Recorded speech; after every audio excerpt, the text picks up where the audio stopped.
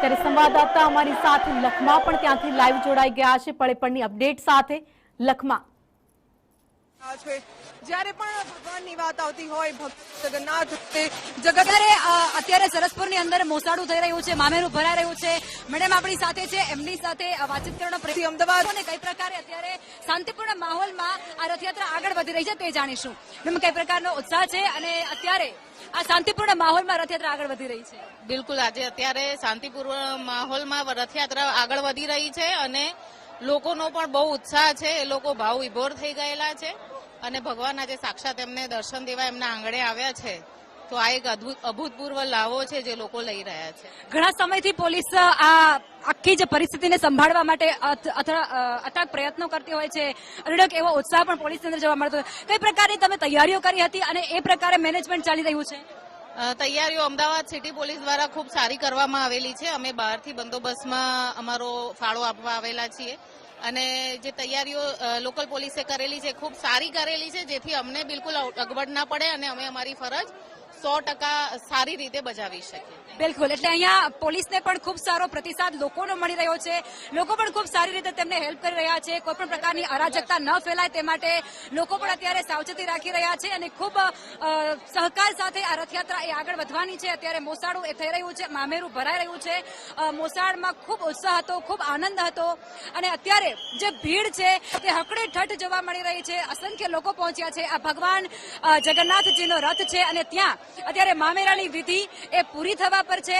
ત્યાં મામેરું ભરવામાં આવ્યું છે. એવા અવનવા આભૂષણો ભગવાનને ધરવામાં આવ્યા હતા અને ભગવાનને અવનવા આભૂષણો સાથે તેમને અવનવી સોગાતો પણ આપવામાં આવી હતી, ભેટ પણ આપવામાં આવી હતી.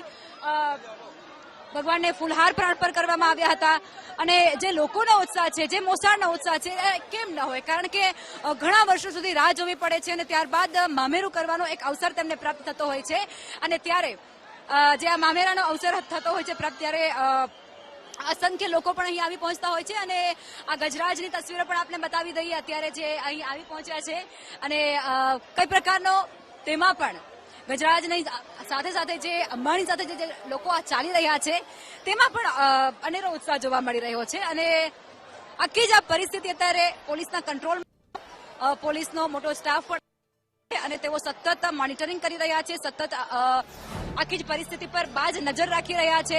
કોઈ પણ અગવડતા ન પડે તેમના દ્વારા પ્રયાસ અત્યારે રહ્યો છે. સુભદ્રાજીનો રથ જે મામેરું કરવામાં આવ્યું છે અને ત્યાં પણ અવનવા વસ્ત્રો, અવનવા ભેટ, સોગાતો બધું જ અર્પણ કરવામાં આવ્યું છે. ભગવાન હાજર છે અને ત્યાં પણ અત્યારે એ મામેરાની આખી જે વિધિઓ કરવામાં આવતી હોય છે તે વિધિઓ ત્યાં કરવામાં આવી રહી છે.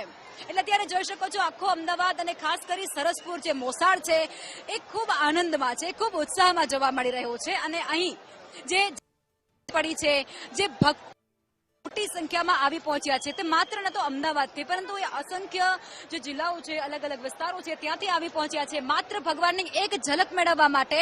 એ ખૂબ આતુરતાથી રાહ જોઈને બેઠા હતા. આ પવિત્ર તહેવાર આવતો હોય છે, આ રૂડો અવસર આવતો હોય છે અને ત્યારે આ અવસરને વધાવવા માટે પણ અસંખ્ય લોકો આવી પહોંચ્યા છે. ગુજરાતભરમાંથી, ન માત્ર અમદાવાદથી પરંતુ ગુજરાતભરમાંથી અહીં લોકો આવતા હોય છે અને રથયાત્રાની અંદર સૌભાગ્ય સાથે તેઓ હાજર થતા હોય છે અને ખૂબ ધન્યતા અનુભવતા હોય છે.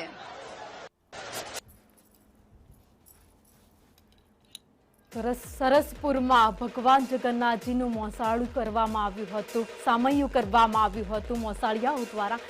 આ સાથે તેમનું મામેરું પણ ભરવામાં આવ્યું. પરંતુ આ જન્મેદની તમે જોઈ રહ્યા છો 2 વાગ્યાને સમય 42 મિનિટનો 2:45 વાગ્યા થવા આવ્યા છે.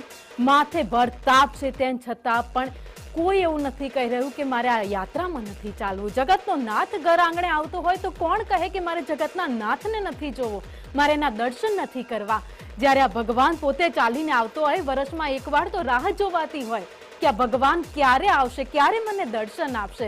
અને જ્યારે આજે અમદાવાદની ગલીએ ગલીએ જગતનો નાથ નીકળ્યો છે, આ જગતનો પાલનહાર છે, એ જ્યારે અહીંયા નીકળ્યો હોય ત્યારે એની એક ઝલક જોવા માટે સૌ કોઈ આતુરતાથી રાહ જોઈને બેસે છે. અને જ્યારે એના ઘર આંગણેથી, જ્યારે એની એ રસ્તા ઉપરથી જ્યારે રથયાત્રા પસાર થતી હોય ત્યારે 2 હાથ જોડીને કહે છે કે હે જગતના નાથ, આ જગતને તું એવા આશીર્વાદ આપતો જજે કે એના ઉપર કોઈ પણ આપત્તિ ન આવે ને જો જે વ્યક્તિ ઉપર તારા ભક્ત ઉપર કોઈ પણ આપત્તિ આવે છે તો તું એને એવી શક્તિ આપજે કે એને સહન કરી શકે, મજબૂતાઈથી એને સહન કરીને એનું કામ પાર પડી જાય તેવા આશીર્વાદ તું એને આપતો જજે। અને બસ આ જ આશીર્વાદ સાથે સૌ કોઈ ભગવાન જગન્નાથજીને હાથ જોડતા હોય છે।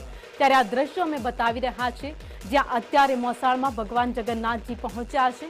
નંદીઘોષમાં બિરાજમાન ભગવાન જગન્નાથજી આ સાથે જ તલભદ્ર જેમનો રથ છે જેમાં બલરામજી બિરાજમાન છે અને કલ્પધ્વજ જે રથ છે જેમાં સુભદ્રાજી બિરાજમાન હોય છે અને ત્રણેય ભાઈ બહેન છે એ અષાઢી બીજના દિવસે રથયાત્રાએ નીકળે છે, નગરચર્યાએ નીકળતા હોય છે અને અદ્ભુત નજારો અમદાવાદના આંગણે આ અષાઢી બીજના દિવસે સર્જાય છે।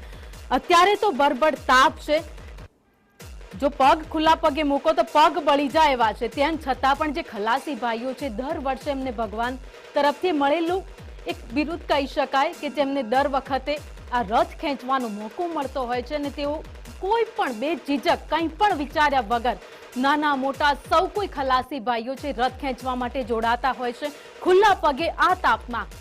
પરંતુ એ ભગવાનનો રથ ખેંચવાનો છે એમાં એમને કોઈ વસ્તુ નડી ન શકે, કોઈ વસ્તુ નડતરરૂપ ના થઈ શકે। એ ભલે ને સૂરજ દેવતા માથે આવી જાય, 40 ડિગ્રી તાપમાન ભલે હોય, પરંતુ ભગવાન જગન્નાથજીનો એ રથ છે એ ખેંચવામાં ક્યારેય પાછા નથી પડવાના।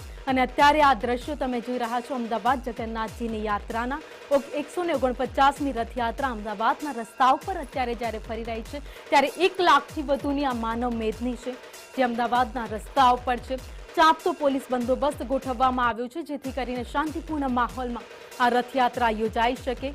મોસાળમાં જમણવાર થઈ રહ્યો છે, હજારો લોકો જમી શકે તેવી વ્યવસ્થાઓ કરવામાં આવી છે। વર્ષોથી ચાલતી આવતી આ પરંપરા જે આજે પણ સરસપુરમાં યથાવત છે। એવી દંતકથા છે કે જ્યારે સૌથી પહેલા રથયાત્રા નીકળી હતી ત્યારે રથયાત્રા ત્યાં થોડા સમય માટે રોકાઈ હતી, પરંતુ લોકો ભક્તો હતા એ ભૂખ્યા તરસ્યા હતા અને પહોંચ્યા તો સરસપુર પહોંચ્યા। હવે સરસપુરમાં મહંત હતા, સ્વામી હતા, એમણે વિચાર્યું કે આટલા મોટી સંખ્યામાં ભક્તો જ્યારે મારા આંગણે આવ્યા છે તે ભૂખ્યા તરસ્યા ક્યાં એવી રીતે જશે। બસ ત્યારથી આ પરંપરાની શરૂઆત થઈ અને આજે પણ એ પરંપરા યથાવત છે।